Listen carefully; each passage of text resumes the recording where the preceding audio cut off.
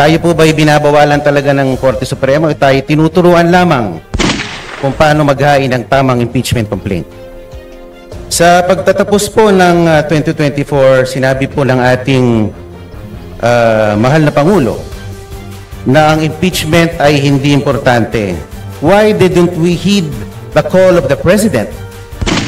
Why did the HOR defy the President's pronouncement? Gusto ko lang pong malaman kung bakit ganon. Parang hindi natin sinusunod ang mga pahayag ng ating Pangulo. Before the Honorable Mark, please proceed. Opo.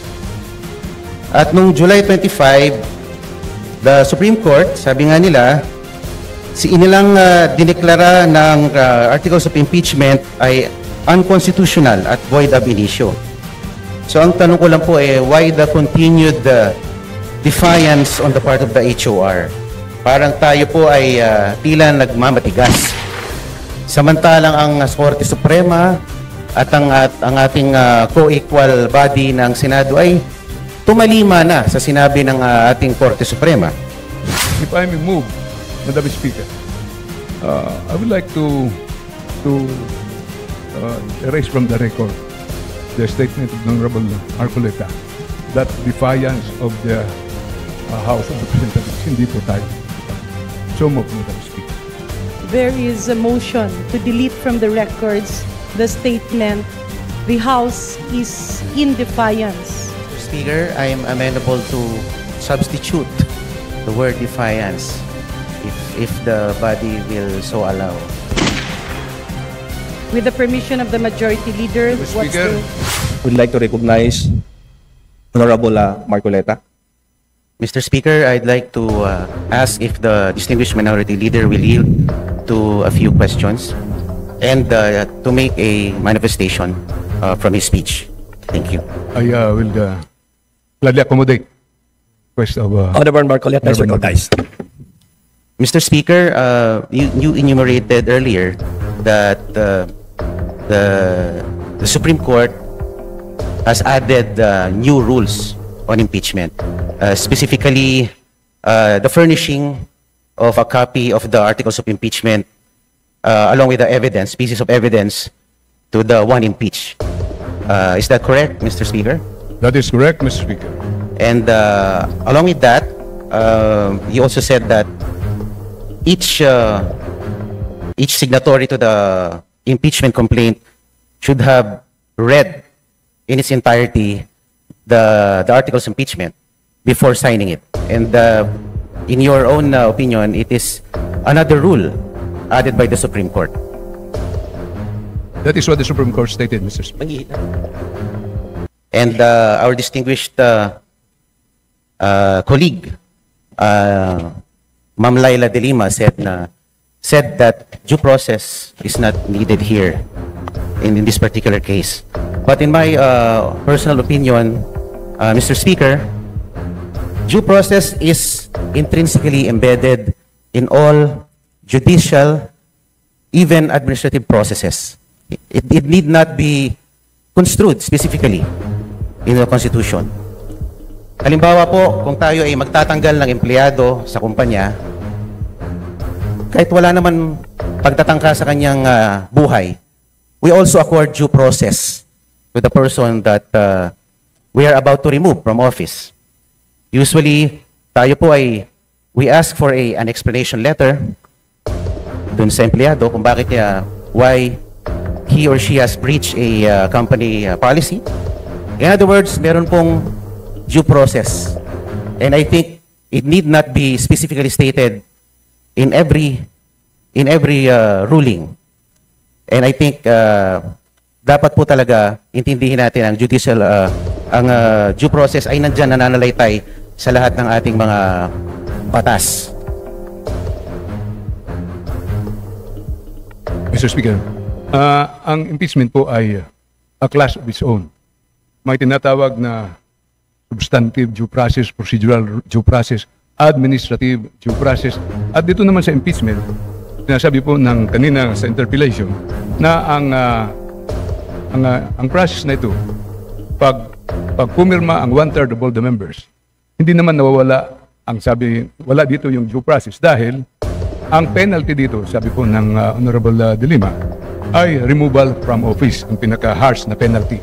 Hindi yung katulad sa criminal or administrative. Pero, Madam Speaker, sa ganang impeachment po, ay pag pumirma po ng 1/3 of all the members of the House at sinumiti po ito sa Senado, nandoon pa rin ang due process. Kasi doon po ay may karapatan makinig at i-hear yung mga depensa po ng ini-impeach. Opo. Kung ito pong impeachment ay alang-alang sa accountability, hindi po ba dapat natin habulin ang Vice President sa Ombudsman at sa ibang mga korte? Sapagkat sa tingin ko, kung ang sanction lang ng impeachment ay tanggalin ang Pangulo sa kanyang pagkakaupo, hindi po siya mananagot ng maigi dun sa kanyang alleged misuse of confidential funds. Di ba dapat managot din siya sa kanyang di umano idinispalto na pera? Di po ba? We should seek other remedies like cases before the Ombudsman at ano pang mga korte. Madam Speaker, yung privilege speech ko po ay hindi po tungkol sa paghahabol sa Vice President. Ang privilege speech ko po ay tungkol po sa desisyon ng Supreme Court na gumawa po ng maraming requirements sa House of Representatives tungkol sa impeachment na exclusive power of the House of Representatives. Ganun po ang aking binitawang privilege speech.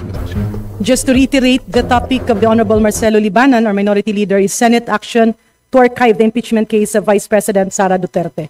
Mr. Speaker, distinguished Minority Leader, yung po bang sinabi ng Korte Suprema ay are we being precluded to initiate impeachment complaints or we're just being taught on how to file a correct impeachment complaint by complying with procedural steps? Tayo po ba binabawalan talaga ng Korte Suprema o tayo tinuturuan lamang kung paano maghain ng tamang impeachment complaint? Before the Minority Leader responds, since the question of the Honorable Marcoleta is directed towards the action of the 19th as well as the 20th Congress, may we request the Senior Deputy Majority Leader to respond? Madam Speaker, we appreciate the exchange of the gentlemen regarding impeachment as well as the decision of the Supreme Court. May I be allowed to raise a point of order, Madam Speaker?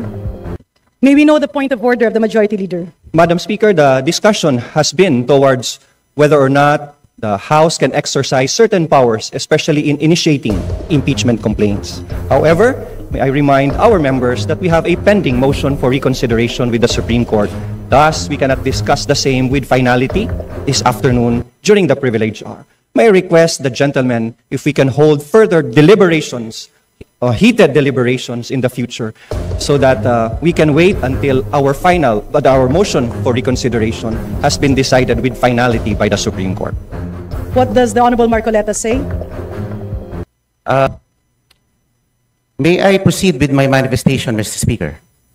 Madam Majority Speaker, Leader. can we let the Honorable Marcoleta finish his manifestation before we proceed to the next speaker to avail of the privilege hour? Thank you, Madam Speaker. Majority Leader, I believe the Honorable Libanan as well as the other members of the House are actually, we have 22 members listed for the privilege hour. That's right, Madam Yeah, Speaker. so I believe a manifestation can be taken up at the appropriate time once the privilege hour has been closed. Madam Speaker, I have already registered my intention to make a manifestation. Madam Speaker, a manifestation would be in order. Let's allow the Honorable Marcoleta to finish his short manifestation before we conclude the privilege speech and refer the same to the Committee on Rules. The Majority Leader's request is hereby granted. Thank you, Mr. Speaker. Sa pagtatapos po ng 2024, sinabi po ng ating mahal na Pangulo na ang impeachment ay hindi importante. Sabi niya, this does not make any difference to any single Filipino life. So why waste time on it? And despite the admonition of the President, the House, through one-third vote, transmitted the articles of impeachment to the Senate. Why didn't we heed the call of the President? Why did the HRR defy the President's pronouncement? Gusto ko lang pong malaman kung bakit ganon. Parang hindi natin sinusunod ang mga pahayag ng ating Pangulo. Before the Honorable please proceed. Opo. At nung July 25, the Supreme Court, sabi nga nila, inilang dineklara ng articles of impeachment ay unconstitutional at void ab initio. At pagkatapos noon ay nakarinig tayo ng mga pahayag mula sa House members na tila baga tinatakot ang ating mga maestrado na pwede kayong ma-impeach din tulad ng Vice President. And despite the motion for reconsideration submitted, the Supreme Court, through a press briefer, reiterated that the decision is immediately executory, notwithstanding the MR. And the Senate accordingly adhered to the decision by archiving the articles of impeachment. So ang tanong ko lang po why the continued defiance on the part of the HOR? Parang tayo po ay tila nagmamatigas. Samantalang ang Korte Suprema at ang ating co-equal body ng Senado ay tumalima na sa sinabi ng ating Korte Suprema. Alam naman po natin that the Supreme Court is the final arbiter on all disputes and controversies pertaining to constitutional issues. And the decisions released by the Supreme Court form part of our legal framework, form part of our legal system sa ating bansa. Dapat po natin galangin ang ating co-equal branch. Sinabi din po ng Pangulo sa isa sa kanyang mga panayam at huli-huli sa kanyang sona na ang Pilipino ay sawa na sa sobrang pamumulitika. So, buti pa ang ating Pangulo aware dito. At siyempre, kamakailan ay meron pong ibinalita na meron na naman pong Quadcom version 2.0. Alam naman po natin ang Quadcom ay nagagamit bilang political persecution more than a tool for legislation. At pinakita pa nga po ng Quadcom sa kanilang performance last year that it assumed judicial and prosecutorial roles, which is beyond the ambit of its legislative function.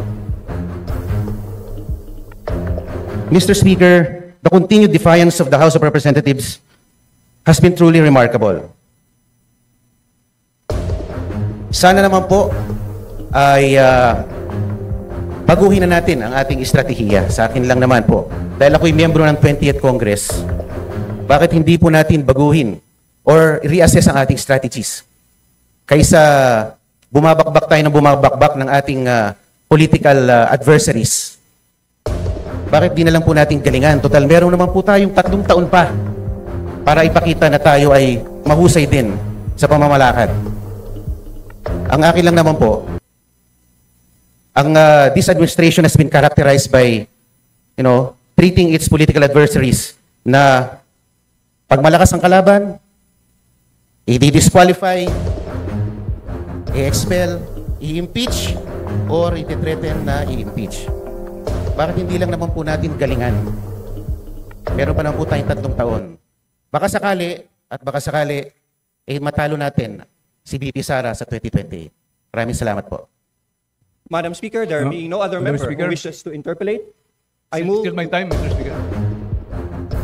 The Honorable Nonoy Libanan may proceed with his privileged speech.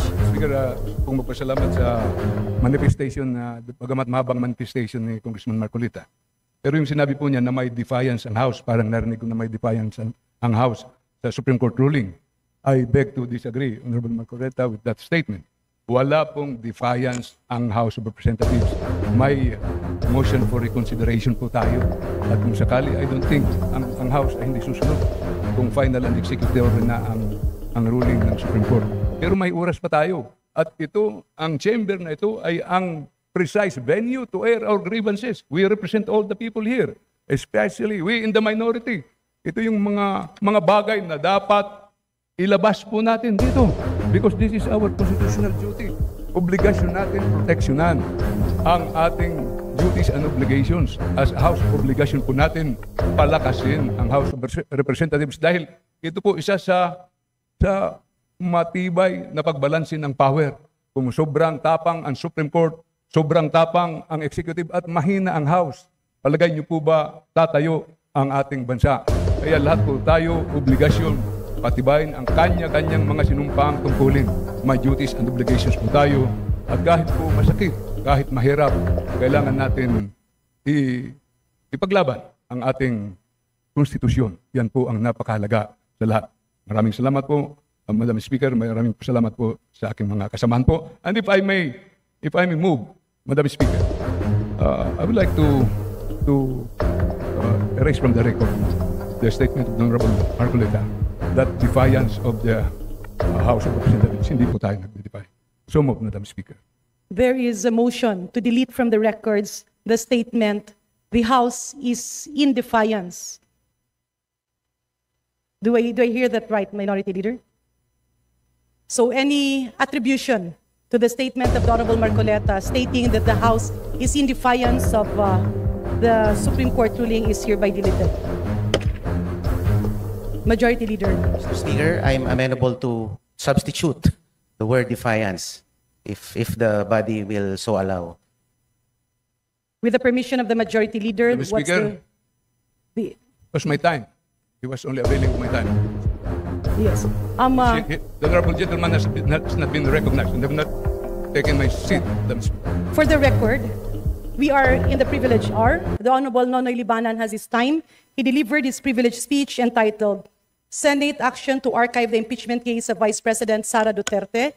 And the Honorable Marcoleta has signified his intention to interpolate and then later on make a manifestation.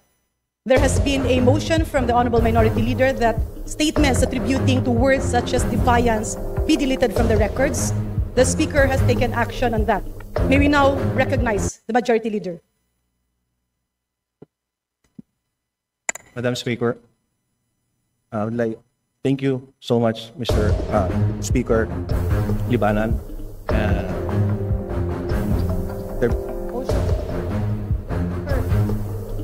Madam Speaker, Madam Speaker. we move to defer. Thank you, Madam. Now, session suspended. Okay na ba? Session resumed. Madam Speaker, there being no other member who wishes to interpolate the Honorable Libanan, I move to refer his speech and the interpolation thereof to the Committee on Rules for appropriate action. Any objection? Hearing none, the motion to refer the speech of the Honorable Libanan, including its interpolation and manifestation, be referred to the Committee on Rules. Majority Leader. Madam